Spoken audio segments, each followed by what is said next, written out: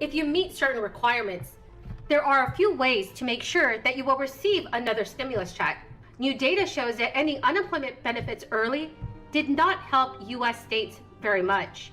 New data shows that ending unemployment benefits early did not help the U.S. The 5 winners of this week's Amazon gift card giveaway are Lori Dimer, Powerful Mind 78, Summer Wade Paul, Patricia Lewis, and Jan Phillips. Please make sure to respond to my comment. Also next Friday, I will be giving away Walmart gift cards.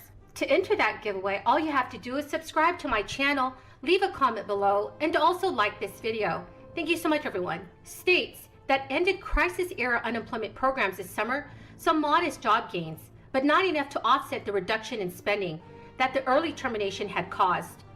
1 in 8 U.S. workers who lost some or all of their benefits in the 19 states that ended the unemployment programs in June found a new job by August 6th. And this is according to new research by a team of economists who analyzed banking data of more than 18,000 low-income workers who did receive benefits. Around 25% of workers who were unemployed in April found a job by July in the states that opted out of these programs, while almost 22% of workers did in states that kept the unemployment benefits intact. Early withdrawal led to a fairly modest increase in job findings. Arindajit Dubey, an economics professor at the University of Massachusetts Amherst, and one of the authors of the paper, had told Yahoo Money. This also led to a very sharp reduction in overall income. The 19 U.S. states that canceled the benefits in June saw a $4 billion reduction in federal unemployment payments and a $2 billion drop in consumer spending. At the same time, only $270 million in new earnings came in, representing just 7% of the unemployment benefits that were lost. 26 U.S. states cut off the extra $300 in weekly benefits this past summer, right before the federal expiration date, while 22 also canceled the unemployment assistance and emergency unemployment compensation programs. Many of those governors blamed the unemployment programs, specifically the extra $300 of weekly benefits, for their labor shortages. But overall, the early cancellation of the $300 boost did not lead to too much of job gains in those states. Most of the unemployed workers who found jobs were already on the program.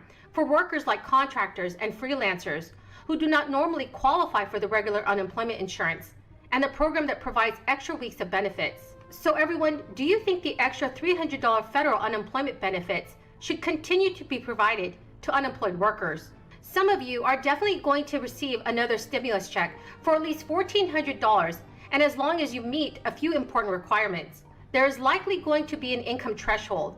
For the last round of stimulus payments, single filers who earned more than $80,000 a year in adjusted gross income, heads of households who earn more than $120,000 a year, and couples filing jointly with more than $160,000 in income did not receive any stimulus payments in the third round. Unlike the first 2 payments, the third payment was not restricted to children under the age of 17. Eligible individuals will get a payment based on all of their qualifying dependents, which is claimed on their tax return, including older relatives, like college students, adults with disabilities, parents, and grandparents. The second round of the advanced child tax credit payments was processed on August 13th, but nearly 15% of those recipients who were expecting a direct deposit on that day have yet to see their benefits. So instead, close to 5.4 million families should get their refunds by paper check sometime this month, even though they were paid by direct deposit in July. The child tax credit is worth up to $3,600 per qualifying child, but you must fall within certain income limits. You should have claimed the full CTC if your income is $200,000 or less. Overall, it is also likely that if you receive SSI, SSDI, RRB, or VA benefits, you will be eligible to receive a 4th stimulus check. So everyone, that's the end of the video for this afternoon. I greatly appreciate all of you joining me here today, and I do hope you found some of this information helpful. Remember that next Friday, I will be giving away 3 Walmart gift cards. Please enter my giveaway by leaving a comment below, liking this video, and also subscribing to my channel. Thank you so much, everyone, and have a very blessed weekend. Well, the reckless taxing and spending spree needs to end, and before it actually begins with the next iteration of it, it's really important. You think about the fact that on Monday, I was getting ready to head to the airport. stopped by a gas station to put gas in my truck. $2.85 a gallon. So I literally said to myself, I can't remember what it was late last year, so I looked it up. Same gas station, Sproul Avenue, North Charleston, $1.99 a gallon last fall. Today, $2.85. Senator McConnell said it's so important.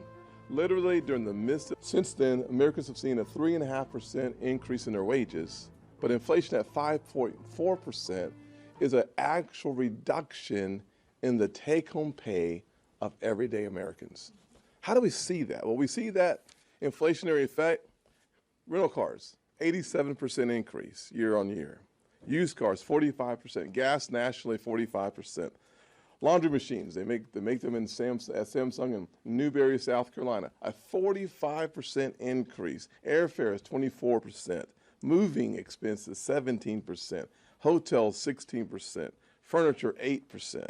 Bacon, God knows we love bacon, even in our pizza, 8.4%. TV, 7%. Fruit, 7%. Shoes, 6%. Literally, the staples of American life are increasing exponentially. And that's before the inflationary effect of this next, so to speak, relief package. If you listen to Larry Summers, as Lindsay said, you'd come to the conclusion that common sense ain't so common anymore. People keep asking us on this package, why can't you find common ground? Because there's no common sense. You got to have common sense to find common ground. John, the bacon thing got me. Thanks, Lindsay. Well, what we're talking about here is the largest expansion of government, the largest expansion in spending, and the largest tax increase literally in the history of the country. And it's not going to be temporary. We all know how this works. Ronald Reagan once said, and I'm paraphrasing here, that the closest thing to immortality on this planet is a government program. Once this spending is locked in, it's going to be there permanently.